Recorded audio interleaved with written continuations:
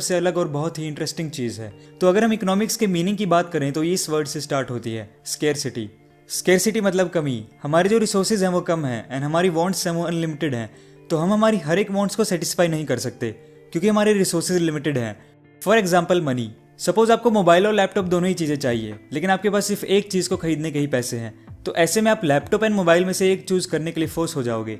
अगर मान लो हमारे पास दोनों ही चीज़ों को खरीदने के पैसे हैं तब भी हमें चॉइस करनी पड़ती है, या तो इन चीज़ों में या फिर किसी और चीज़ों में।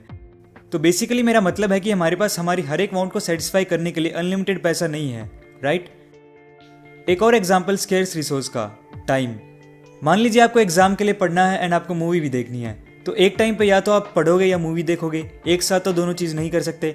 हाँ, आप दोनों काम एक के बाद एक कर सकते हो, लेकिन दिन में सिर्फ 24 घंटे ही होते हैं और एक काम करने के लिए हमें कई और काम जो हमें करना चाहते हैं उनको अपने शेड्यूल से हटाना पड़ता है।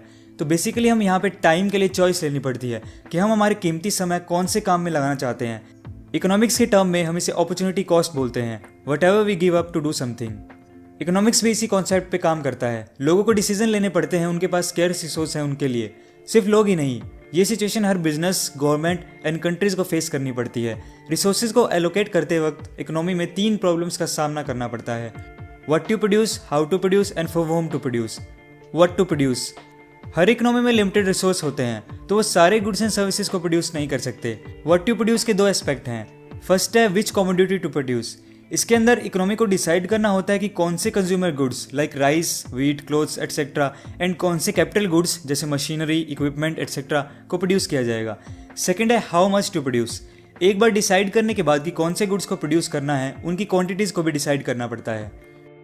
हाउ टू प्रोड्यूस, इसके अंदर हम डिसाइड करते हैं कि गुड्स एंड सर्विसेज को प्रोड्यूस करने के लिए कौन सी टेक्निक का इस्तेमाल किया जाएगा। जनरली 2 तरीके की टेक्निक्स होती हैं, first labour intensive technique, second capital intensive technique.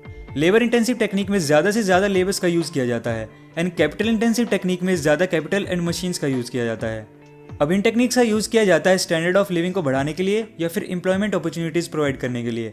India में लेबर इंटेंसिव टेक्निक प्रेफर की जाती है क्योंकि लेबर्स की अवेलेबिलिटी ज़्यादा है and countries like USA, England, वहाँ पे कैपिटल इंटेंसिव टेक्निक प्रेफर की जाती है क्योंकि इन कंट्रीज़ में लेबर की शॉर्टेज है। फॉर होम टू प्रोड्यूस मतलब किसके लिए प्रोड्यूस किया जाएगा, कि उन गुड्स एंड सर्विसेज का अल्टीमेट कंज्यूमर कौन होगा। क्योंकि रिसोर्सेज लिमिटेड हैं तो इस प्रॉब्लम में ये चूज करना पड़ता है कि कौन सी क्लास के लिए प्रोड्यूस किया जाएगा, रिच क्लास या पुअर क्लास, उनकी पेइंग कैपेसिटी यानी इनकम लेवल के हिसाब से। इकोनॉमिक्स को 2 कैटेगरीज में बांटा गया है, micro economics and macro economics. Micro economics में हम पढ़ते हैं लोगों की चॉइसेस के बारे में कि कौन से फैक्टर हैं जो उनकी चॉइसेस को इन्फ्लुएंस करते हैं एंड कैसे उनका डिसीजन मार्केट में गुड्स की प्राइस, डिमांड एंड सप्लाई को अफेक्ट करते हैं। फॉर एग्जाम्पल माइक्रो इकोनॉमिक्स में एक बिजनेस के हिसाब से हम ये सब स्टडी करते हैं, ज़्यादा से ज़्यादा प्रॉफिट कमाने के लिए कितने वर्कर्स को हायर करना चाहिए, या फिर हमारा कॉम्पिटिटर अगर मई में प्रोडक्ट रिलीज कर रहा है तो हमें कब रिलीज करना चाहिए। वहीं मैक्रो इकोनॉमिक्स में हम स्टडी करते हैं होल नेशन के output, unemployment, interest rate, government की स्पेंडिंग एंड ग्रोथ के बारे में। फॉर एग्जाम्पल मैक्रो इकोनॉमिक्स से इन सारी चीज़ों का हमें पता चलता है, जैसे क्या टैक्सेस बढ़ने से देश में अनएम्प्लॉयमेंट इंक्रीज हो जाएगी, क्या मार्केट में मनी सप्लाई इंक्रीज होने से आउटपुट भी इंक्रीज होगा या सिर्फ इन्फ्लेशन, या फिर अगर एक कंट्री में रिसेशन आता है तो दूसरी कंट्रीज क्यों इफेक्ट हो जाती हैं। तो हम आने वाली वीडियोस में बिल्कुल सिंपल तरीके से इकोनॉमिक्स से रिलेटेड इन टॉपिक्स को डिटेल में समझेंगे जो कि कॉमन मैन की लाइफ से रिलेट करती है एंड जिनके बारे में हर एक पर्सन को नॉलेज होनी चाहिए। सो दोस्तों, वीडियो पसंद आया तो लाइक एंड शेयर करो यार, एंड नए हो तो इस चैनल को सब्सक्राइब कर लो क्योंकि मैं ऐसी वीडियोस आपके लिए लाता रहूँगा। And thanks for watching.